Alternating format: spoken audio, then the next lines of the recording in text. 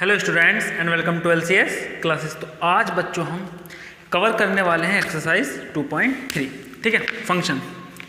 देखते हैं क्वेश्चन इसके। क्वेश्चन नंबर फर्स्ट देखिए। क्वेश्चन नंबर फर्स्ट है बच्चों, which of the following relations are function, ठीक है। Give reason if it is a function, determine its domain and range. देखो पहले क्वेश्चन में हमें 3 पार्ट दे रखे हैं, हमें बताना है इन तीनों रिलेशन में कौन सा रिलेशन फंक्शन है, और जो रिलेशन फंक्शन है तो उसकी क्या डोमेन और क्या रेंज होने वाली है, ये हमें बताना है, ठीक है।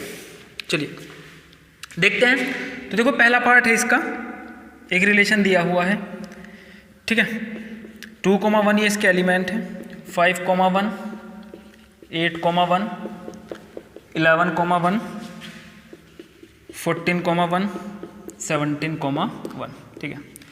अभी देखो फंक्शन की जो हमने डेफिनेशन पढ़ी थी उसमें हमें पता था किसी भी एक एलिमेंट की 2 इमेज नहीं हो सकती। मतलब जो ऑर्डर्ड पेयर होते हैं, किसी भी 2 ऑर्डर्ड पेयर का फर्स्ट एलिमेंट सेम नहीं होना चाहिए। तो आप देख सकते हैं हर एक ऑर्डर्ड पेयर का फर्स्ट एलिमेंट अलग अलग है, मतलब हर एक एलिमेंट की क्या है, एक यूनिक इमेज है, मतलब हर एक एलिमेंट की एक सिंगल इमेज है, ठीक है।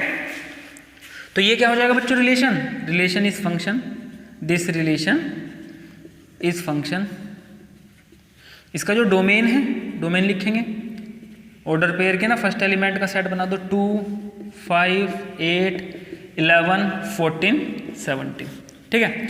और इसकी जो रेंज है, रेंज लिखेंगे 1, 1, 1 सब में है ना, 1 है तो 1 ही इसकी ये रेंज बन जाएगी। देखते हैं इसका सेकंड पार्ट।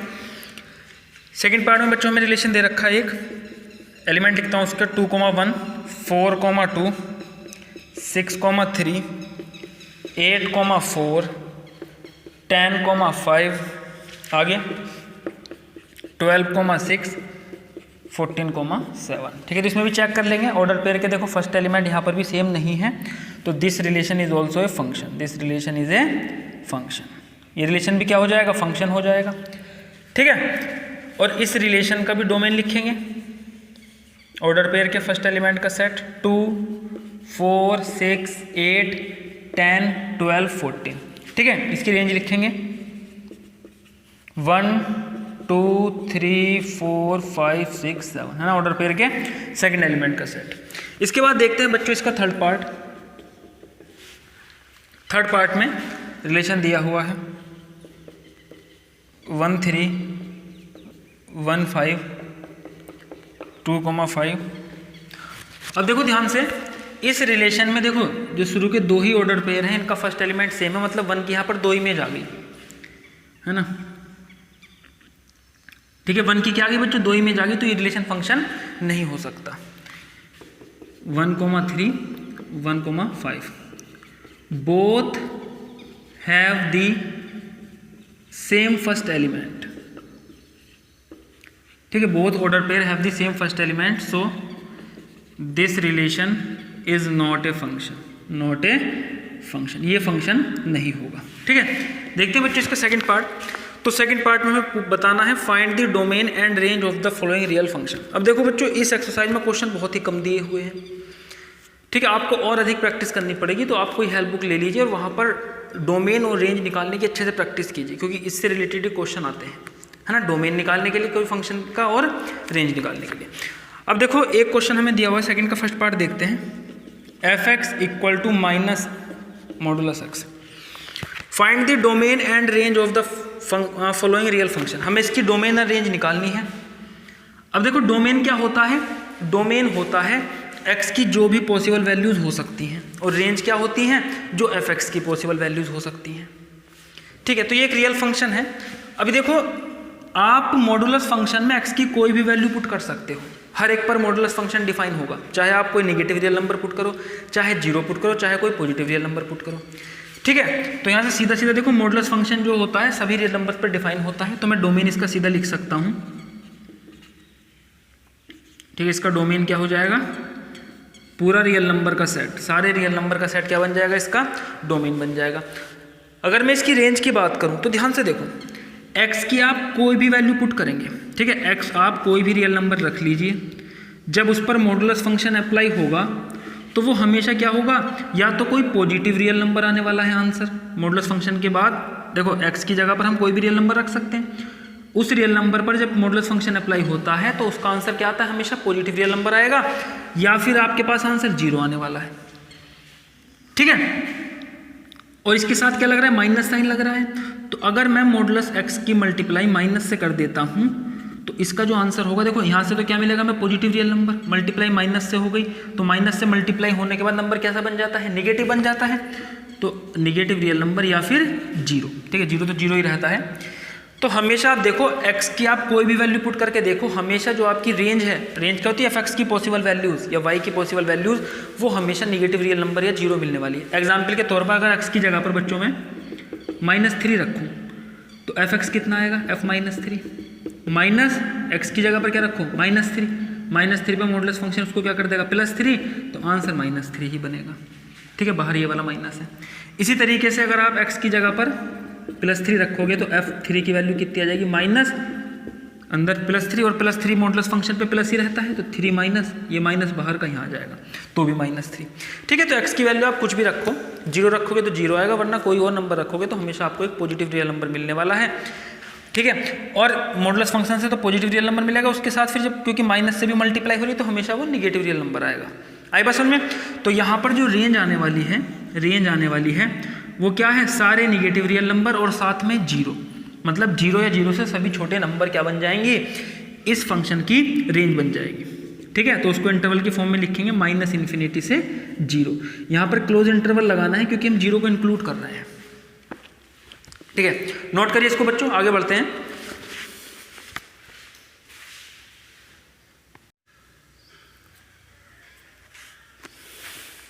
यस, देखते बच्चों क्वेश्चन नंबर 2 का पार्ट 2।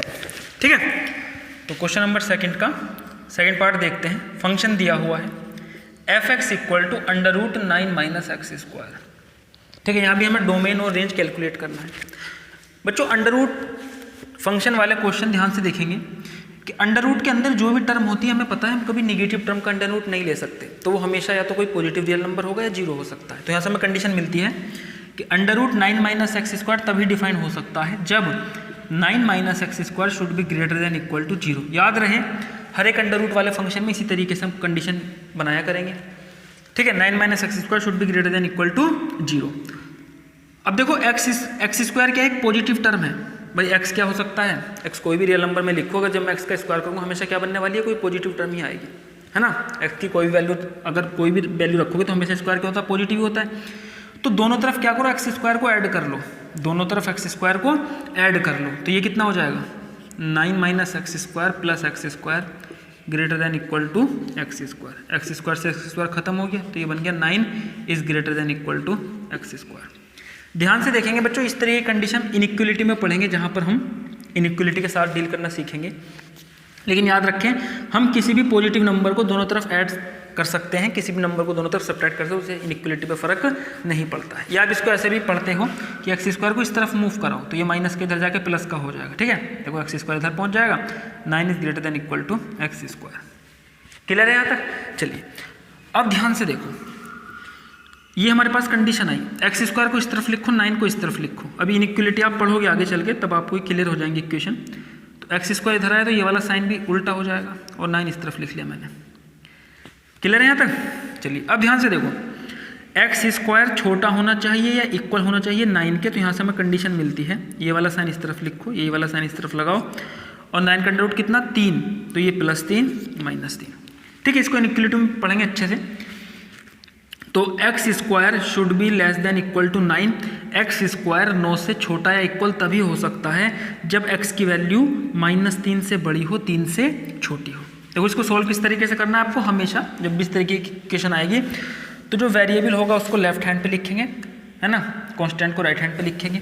उसके बाद जैसे यहाँ पर x² अभी सिर्फ इक्वल टू लगाइए 9, तो x की वैल्यू कितनी है आपके पास, +-9 आएगी, तो छोटा वाला नंबर इधर लिख दीजिए -3, और बड़ा वाला नंबर +-3, बड़ा वाला नंबर +3 इधर लिख दीजिए, ये साइन यहाँ पे लगाइए, ये साइन यहाँ पे बीच में x आ जाता है। ठीक है, तो इस तरीके से इसको याद रखिएगा। तो x की वैल्यू अगर -3 से, आप देख सकते हो -3 से बड़ी कोई भी वैल्यू ले लो, जैसे -2 ले ली, -2 का स्क्वायर भी छोटा होगा 9 से या इक्वल हो सकता है। -3 लोगे, -3 का स्क्वायर क्या हो जाएगा 9 ही हो जाएगा, +3 का स्क्वायर 9 हो जाएगा। अगर आप 3 से बड़ा नंबर लोगे, -3 से छोटा नंबर लोगे, तो जो x का स्क्वायर आने वाला है वो 9 से बड़ा हो जाएगा। ठीक है, तो x स्क्वायर की वैल्यू छोटी या इक्वल होगी 9 से, कब? जब x की वैल्यू -3 से इक्वल या बड़ी और +3 से छोटी या इक्वल होगी। ठीक है, तो x के लिए हमें लिमिट्स मिल गई कि भैया x की वैल्यू -3 +3 के बीच में हो सकती है, इनके बराबर हो सकती है। तो जो फंक्शन का डोमेन आ गया, x की पॉसिबल वैल्यू क्या होती है? डोमेन होती है। तो जो फंक्शन का डोमेन आ गया वो क्लोज इंटरवल -3 से +3। ठीक है, तो हमने इसका डोमेन निकाल लिया। अब बात करते हैं रेंज की। याद रखेंगे, देखो डोमेन में दोनों तरफ लिमिट है, अपर लिमिट भी है, लोअर लिमिट भी है। तो रेंज में भी क्या आएंगी बच्चों? दोनों तरफ ही लिमिट आने वाली है। और वो कंडीशन आपको ध्यान रखनी किस तरीके से बनाएंगे। एक कंडीशन तो यहीं से ले लेंगे, रूट वाली कंडीशन से, क्या कि 9 - x square should be greater than equal to 0। 9 - x square should be greater than equal to 0। ये मेरे पास कंडीशन आ गई यहाँ से। ठीक है भाई, ये तो कंडीशन है, अंडर रूट के 9 - x should be greater than equal to 0। अब दोनों तरफ क्या ले लो? रूट ले लो। तो रूट तो +-0 तो 0 ही रहता है। तो अगर मैं दोनों तरफ रूट लूँगा तो मैं लिख सकता हूँ under root 9 - x square should be greater than equal to 0। 0 का रूट तो 0 ही रहेगा। ठीक है, तो 9 - x square greater than equal to 0 है, तो अंडर रूट 9 - x स्क्वायर भी ग्रेटर देन इक्वल टू क्या होगा? 0 होगा। और ये अंडर रूट 9 - x स्क्वायर ही क्या है भैया? अंडर रूट 9 - x स्क्वायर तो fx है, fx यानी कि y है ना, जो रेंज के मैं बताएंगे y की पॉसिबल वैल्यू तो रेंज होती है, तो fx लिख लो या y लिख लो। तो इसको मैं क्या लिख सकता हूँ? fx is greater than equal to 0, मतलब जो रेंज है वो 0 से बड़ी होनी चाहिए, ये कंडीशन ये कहती है। दूसरी कंडीशन बनाएंगे। अब देखो x क्या है बच्चों? x की जो वैल्यू है -3 से बड़ी या इक्वल है और 3 से छोटी या इक्वल है। तो x की वैल्यू कुछ भी हो, x की वैल्यू कुछ भी हो जो x का स्क्वायर होगा। भाई यहाँ मैं किसी -3 से बराबर या छोटी वैल्यू लूँ, बड़ी वैल्यू लूँ, +3 के बराबर या छोटी वैल्यू लूँ, जब भी मैं उसका स्क्वायर करूँगा तो नंबर हमेशा 0 के 1 के लिए उससे बड़ा ही आने वाला है। तो हम यहाँ से कंडीशन लिखेंगे x square greater than equal to 0। ठीक है, अब दोनों तरफ माइनस से मल्टीप्लाई करेंगे। याद रखेंगे बच्चों, इनइक्वलिटी में जब आप माइनस से मल्टीप्लाई करते हो साइन अपोजिट हो जाता है, चेंज हो जाता है ना, ये साइन अपोजिट हो जाएगा। तो ये हो जाएगा -x स्क्वायर, साइन उल्टा कर लो, इस तरफ बना लो, ये है ना, लेस देन का ये ग्रेटर देन हो गया 0, है ना, इधर -0 तो माइनस ही रहे, 0 ही रहेगा। अब दोनों तरफ क्या करो? दोनों तरफ, क्योंकि मुझे तो ये बनानी है, किसी भी तरीके से ये बनाना है, यही तो पॉसिबल fx हो जाएगा या y की जो वैल्यू है, तो मुझे इसको y इसके इक्वल बनाना है, y के इक्वल। तो दोनों तरफ क्या करूँगा मैं? 9 ऐड कर लूँगा, तो इधर भी +9 कर लो, इधर भी +9, 0 में 9 जोड़ोगे 9 ही आ जाएगा। क्लियर है? अब दोनों तरफ क्या ले लो? रूट ले लो। तो जब आप रूट लोगे तो ये मैंने आपको बताई रखा है, ये वेरिएबल है इधर। ठीक है, तो अंडर रूट 9 - x स्क्वायर, ये वाला साइन इस तरफ आ जाएगा, ये वाला साइन इस तरफ आ जाएगा, इधर क्या आ जाएगा -3, इधर +3। ठीक है, तो देखो हमारे पास fx, और ये क्या है? यही तो fx है, यही तो fx है। तो fx कितना आ गया? fx आ गया greater than equal to -3 less than equal to 3। अब देखो fx के लिए हमारे पास दो कंडीशन आई। ठीक है, एक कंडीशन क्या है कि जो fx होना चाहिए या y होना चाहिए वो ग्रेटर देन इक्वल टू 0 होना चाहिए। दूसरी कंडीशन क्या है? जो y होना चाहिए वो -3 से इक्वल या बड़ा, 3 से इक्वल या छोटा। तो हम इनका इंटरसेक्शन लेंगे। ठीक है, fx की हम वह वैल्यू लेंगे जो दोनों ही कंडीशन फॉलो कर रही होंगी। तो दोनों ही कंडीशन का जो कॉमन वैल्यूज क्या है कि भैया ये क्या कह रहा है? फंक्शन की वैल्यू 0 से छोटी नहीं हो सकती, 0 से बड़ी रहेगी या इक्वल रहेगी। तो यहाँ पर मैं 0 से छोटी वैल्यू नहीं ले सकता। ये क्या कह रहा है? फंक्शन की वैल्यू 3 से नीचे ही रहने वाली है। तो इनकी जो कॉमन कंडीशन है वो क्या कहती है कि जो फंक्शन की वैल्यू है वो 0 से बड़ी होनी चाहिए और 3 से छोटी होनी चाहिए। अब ध्यान से देखो, जब भी फंक्शन की वैल्यू इनके बीच में रहेगी, भाई 0 रख लो, 0 से बड़ी रख लो। ठीक है, तो ये कंडीशन भी सेटिस्फाई हो रही है, ये कंडीशन भी सेटिस्फाई हो रही है, क्योंकि देखो 3 से छोटी रख रहे हैं। तो 0 और 3 या इनके बराबर या इनके बीच की जो वैल्यू है वो दोनों ही कंडीशन को सेटिस्फाई करने वाली है, यानी कि इनकी कॉमन कंडीशन लेते हैं। तो ये क्या आ जाएगी बच्चों? हमारा पॉसिबल रेंज आ जाएगी। यहाँ से रेंज क्या होती है? fx की पॉसिबल वैल्यू। तो रेंज कितनी आ गई यहाँ पर? देखो, क्योंकि 0 के इक्वल भी है तो क्लोज इंटरवल 0, क्लोज इंटरवल 3। तो 0 से 3 की क्या आ गई हमारे पास? ये आ गई बच्चों हमारे पास पॉसिबल रेंज। क्लियर है यहाँ तक? चलिए आगे बढ़ते हैं, नेक्स्ट क्वेश्चन देखते हैं। क्वेश्चन नंबर 3 क्या है? A function f is defined by f x equal to 2x minus 5। तो एक फंक्शन एफ एक्स डिफाइंड है, क्या है? 2x minus 5। फंक्शन कैसे डिफाइंड है? 2x minus 5। ठीक है, write down the value of, तो देखो मैं सिंपल, बहुत सिंपल क्वेश्चन है, वैल्यू लिखनी है, f0 की वैल्यू लिखो, सेकंड पार्ट में f7 की वैल्यू लिखो, थर्ड पार्ट में f-3 की वैल्यू लिखो। ठीक है, तो f0 का मतलब क्या है कि फंक्शन की वैल्यू हमें बतानी है जब x की वैल्यू कितनी होगी? 0 होगी। तो फंक्शन क्या है? f(x) equal to 2x minus 5। f0 के x की जगह पर 0 रखो, 2 इंटू 0 माइनस 5, तो क्या आ गई? माइनस 5। कि जब x की वैल्यू 0 होगी तो फंक्शन की वैल्यू y की वैल्यू -5 होगी। इसी तरीके से f7 x की जगह पर 7 रखो, 2 into 7 minus 5, that is 14 minus 5, कितना आ जाएगा? 9 आ जाएगा। इसी तरीके से f कितना? -3 पे -3 रखो, तो ये कितना आ जाएगा? 2 इंटू -3 -5 -6 -5 माइनस के 11। क्लियर यहाँ तक? चलिए नोट करिए, इसको आगे बढ़ते हैं बच्चों।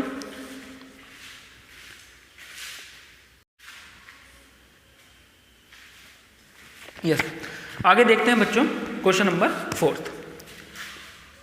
क्या है क्वेश्चन नंबर 4? ध्यान से पढ़ेंगे मेरे साथ। The function t which maps temperature in degree Celsius into temperature in degree Fahrenheit is defined as Tc equal to 9c/5 plus 32। तो एक फंक्शन t है, ये फंक्शन क्या करता है बच्चों? इसका जो डोमेन है वो हम डिग्री सेल्सियस में वैल्यू पुट करते हैं और हमें आंसर जो मिलता है डिग्री फ़ारेनहाइट में मिलता है। मतलब टेम्परेचर को सेल्सियस से किस में कन्वर्ट कर लेता है? फ़ारेनहाइट में कन्वर्ट कर लेता है। ठीक है, अब देखो इस क्वेश्चन में हमें 4 पार्ट दे रखे हैं।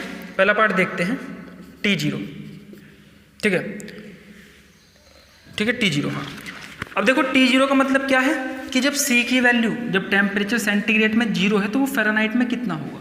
तो फंक्शन में वैल्यू पुट करेंगे। तो T0 इक्वल टू 9, C की जगह पर 0 पुट कर लेंगे ना, 0 है ना, C की जगह पर 0 पुट कर लेंगे, अपॉन 5 प्लस 32, 9 इंटू 0 0 हो जाएगा, 0 अपॉन समथिंग 0, 0 प्लस 32 आंसर बन जाएगा। ठीक है, कि जो टेम्परेचर सेंटीग्रेड में कितना है? 0, वो फ़ारेनहाइट में कितना होगा? 32 होगा, 32 फ़ारेनहाइट। ठीक है, 32 डिग्री फ़ारेनहाइट। अब इसके बाद सेकंड पार्ट देखो, सेकंड पार्ट में T28 कैलकुलेट करना है। ठीक है, तो बहुत सिंपल है, C की जगह पर क्या पुट कर दो? 28 पुट कर दो, डिवाइडेड बाई 5 प्लस 32। ठीक है, 9 8 जा 72, 9 2 जा 18, 18 और 7 25, प्लस एलसीएम ले लेंगे, 5 2 जा 10, 5 3 जा 15, 1 16 अपॉन 5। ठीक है, 2 6 5 11, 1 हासिल, 2 1 3 1, 412/5।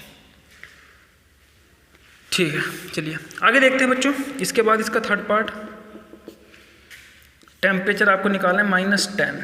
ठीक है, सेंटीग्रेड में -10, तो फ़ारेनहाइट में कितना होगा? तो 9 इंटू -10 अपॉन 5 प्लस 32, ये कितना बन गया? -90/5 प्लस 32, 5 से काट लो, 5 × 5 कितना बचा? 4, 40, 5 8 40, तो -18 प्लस 32। ठीक है, तो कितना बचा ये? 18, 14 बच गया। ठीक है, हाँ चलिए आगे देखो। इसके बाद इसका फोर्थ पार्ट। अब देखो फोर्थ पार्ट में क्या दे रखा है बच्चों? टेम्परेचर इन फ़ारेनहाइट दे रखा है, टीसी की वैल्यू दे रखी है, टीसी इक्वल टू दे रखा है 212। हमें बताना है डिग्री सेंटीग्रेड में कितना होगा। तो टीसी इक्वल टू 212, सी की किस वैल्यू पर टीसी की वैल्यू 212 होने वाली है। ठीक है, तो टीसी का फॉर्मूला क्या है बच्चों? 9c/5 प्लस 32, और ये किसके बराबर है? 212 के बराबर है। इसको सॉल्व कर लो, 32 घटा लो, 212 माइनस 32 इक्वल टू 9c/5। ठीक है, कितना बचेगा ये? 180 इक्वल टू 9c/5। ठीक है, तो c की वैल्यू निकालेंगे, कितना हो जाएगा? 180 गुणा 5/9, 9 दूनी 18, 20, 5 दूनी 10, 100 डिग्री सेंटीग्रेड। इसके बाद बच्चों, इसके बाद इसका लास्ट पार्ट है क्वेश्चन का, क्वेश्चन नंबर 5 है ना, लास्ट क्वेश्चन है, question number 5। Find the range of each of the following function. सभी फंक्शन में हमें रेंज बतानी है। पहला क्या है? f(x) equal to 2 - 3x। x कोई भी रियल नंबर हो सकता है ना, डोमेन क्या है? सारे रियल नंबर हैं। नहीं, x कोई भी रियल नंबर हो सकता है and x is greater than 0। ठीक है, तो देखो हमें कुछ ना कुछ कंडीशन दी होगी जिससे हम रेंज कैलकुलेट कर सकें। तो यहाँ कंडीशन क्या है, एक्स वह रियल नंबर हैं जो 0 से बड़े हैं। एक्स रियल नंबर तो है लेकिन 0 से बड़े रियल नंबर। तो डोमेन हमें दे दिया, इसकी मदद से रेंज निकाल लेंगे। इसी कंडीशन का यूज़ करते हुए ये कंडीशन हमें बनानी है भाई। तो वो कैसे बनाते हैं, एक्स ग्रेटर दैन 0। मुझको ये बनाना है तो 3 से मल्टीप्लाई करूँगा तो 3x भी ग्रेटर दैन 3 से 0 की मल्टीपल 0 ही रहेगा। अब माइनस आना चाहिए तो माइनस से मल्टीप्लाई कर लो तो -3x, साइन उल्टा हो जाता है, less than 0। Adding 2 on both side तो 2 - 3x स्मॉलर देन 2 जोड़ेंगे 0 में तो 2 आ जाएगा। ठीक है, तो बन गया ना fx। इसकी जगह क्या पुट कर लेंगे fx कि fx इज स्मॉलर देन 2, कि fx 2 से छोटा होना चाहिए। अगर x 0 से बड़ा है तो fx कितना होगा, 2 से छोटा होगा। तो ये हमारी रेंज आ जाएगी। ठीक है, लोअर लिमिट नहीं है इसमें।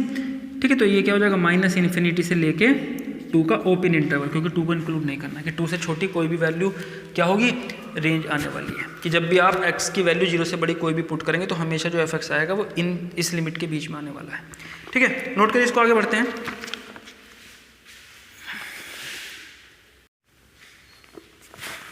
यस, आगे देखते हैं बच्चों क्वेश्चन नंबर 5 का सेकंड पार्ट। ठीक है, क्या है सेकंड पार्ट, लिखेंगे सेकंड पार्ट। fx फंक्शन दिया हुआ है x² + 2। x is a real number. x क्या है बच्चों, कोई भी रियल नंबर हो सकती है। ये हमारी गिवन कंडीशन हो गई, x is a real number.